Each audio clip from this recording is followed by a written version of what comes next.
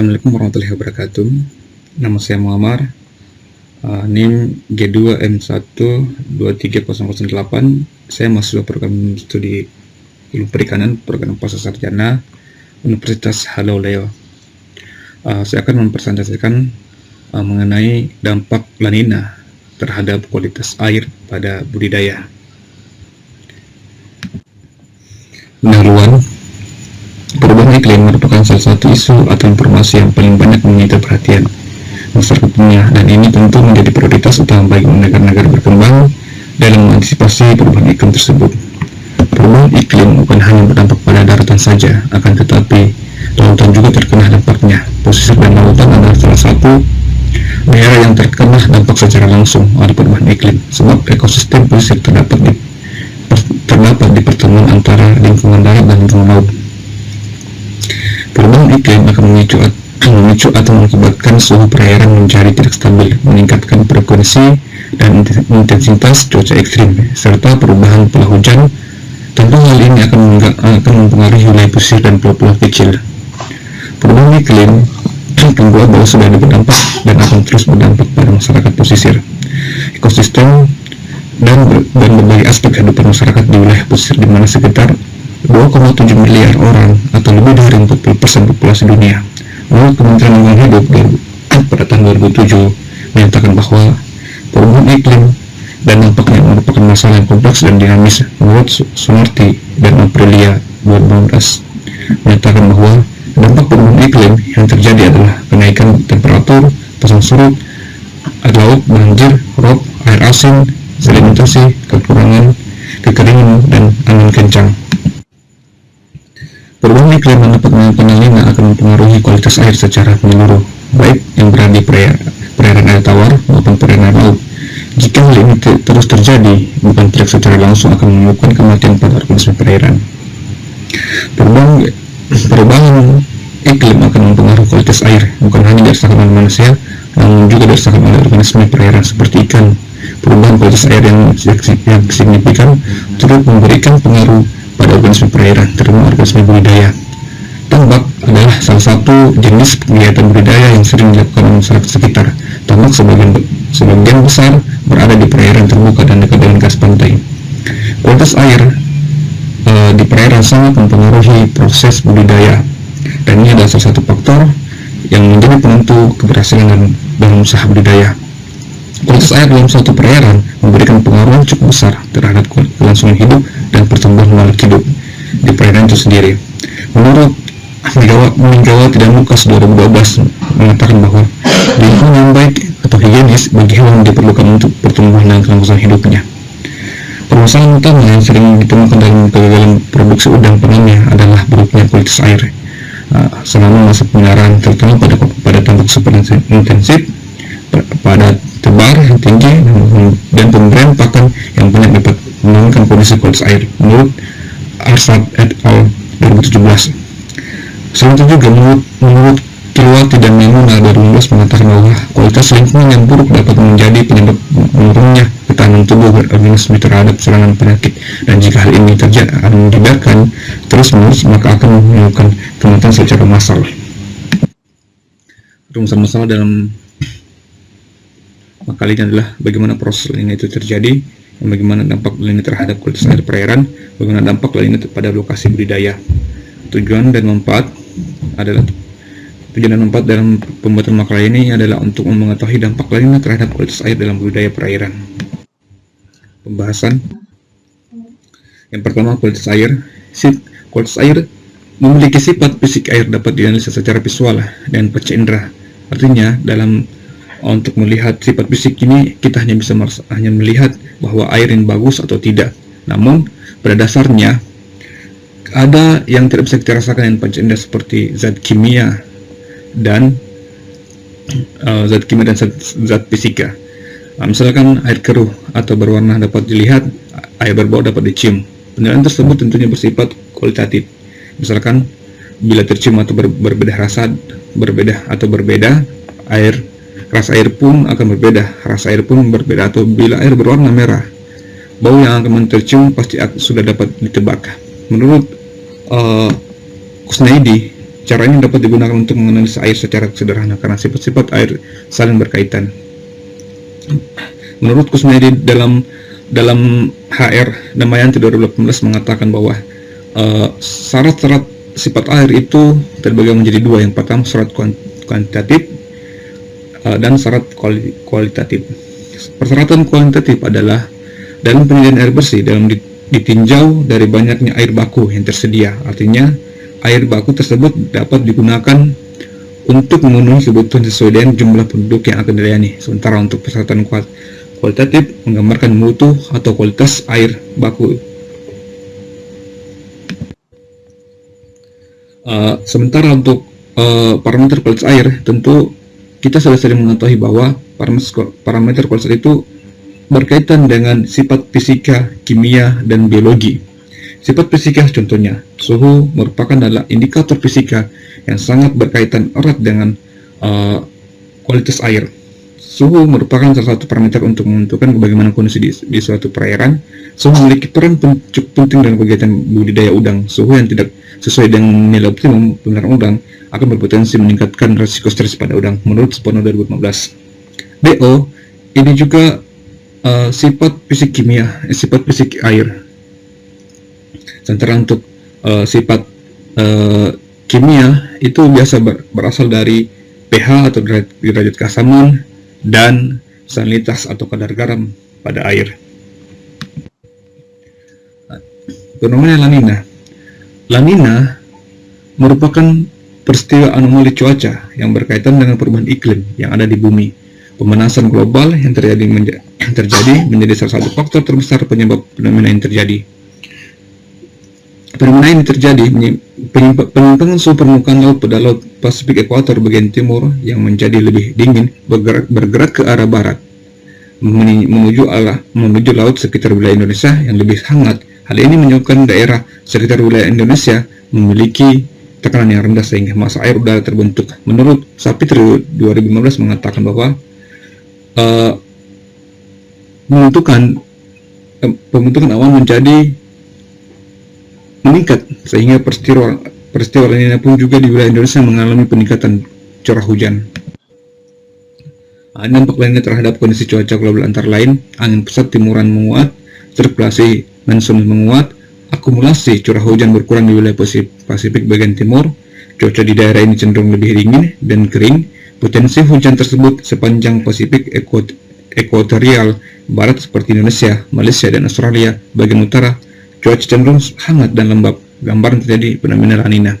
Pada gambar 3 di bawah ini adalah siklus La Nina, di mana menurut Australia Government Bureau of Meteorology mengatakan bahwa siklus La Nina ini berasal dari atau dimulai dari ekuatoria dan akan mengarah ke Indonesia yang mengalami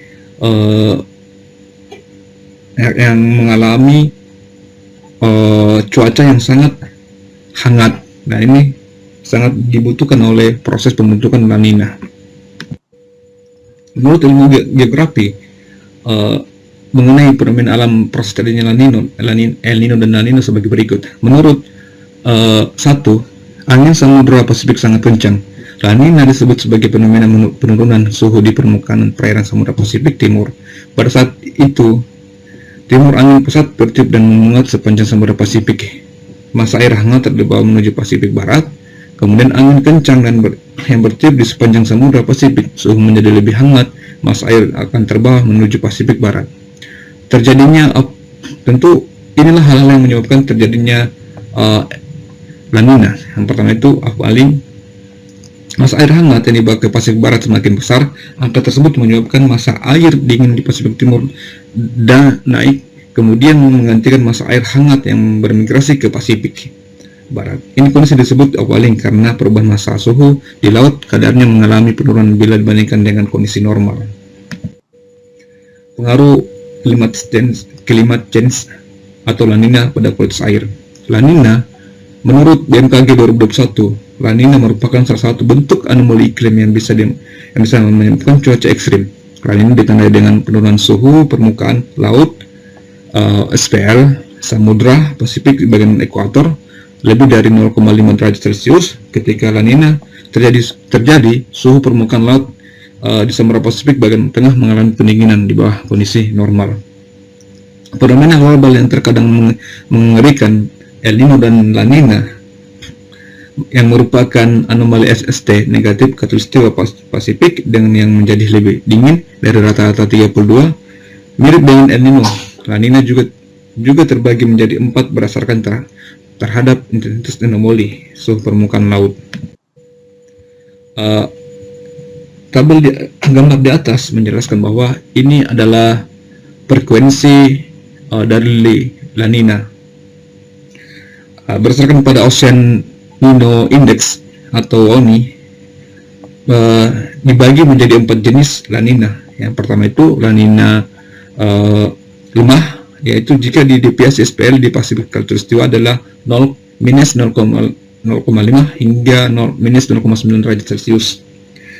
Yang kedua, La Nina sedang, jika di simpang SST di Pasifik Khatulistiwa itu dimulai dari minus 1,0 derajat Celcius dengan minus 1,04 derajat Celcius. Sementara untuk La Nina kuat jika penyimpangan SPL di Pasifik Khatulistiwa dimulai dari minus 1,5 hingga minus 1,9 derajat Celcius. La Nina sangat kuat di kesimpangan SST di Pasifik Khatulistiwa. Dia berawal dari minus 2,0 derajat Celcius sampai dengan minus 33 derajat Celcius. Semua kriteria deviasi La Nina Pasifik minimal 3 bulan berturut-turut.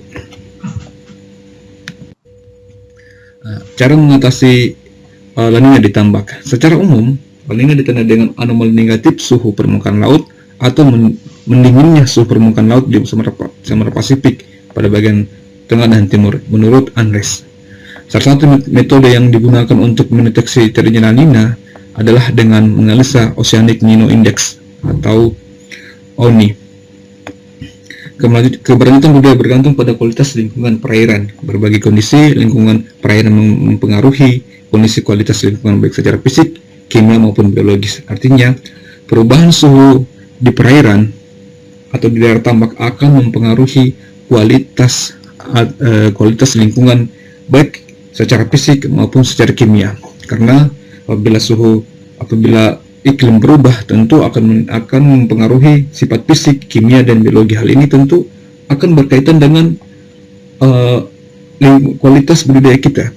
Jika lingkungan bagus, tentu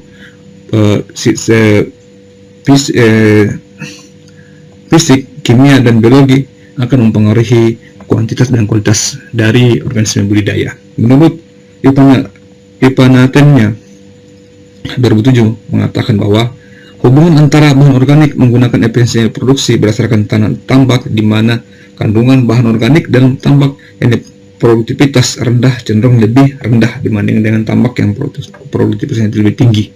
Artinya dalam hal ini, jika produktivitas tinggi tentu akan mempengaruhi kualitas dari budidaya atau dari tambak tersebut. Apa sih? Nah, di sini saya membagi dalam dua item. Yang pertama, apa sih yang harus dilakukan jika La Nina sudah berada artinya sudah menyerang kita, artinya sudah memasuki daerah Indonesia. Yang pertama, kita perlu aerasi.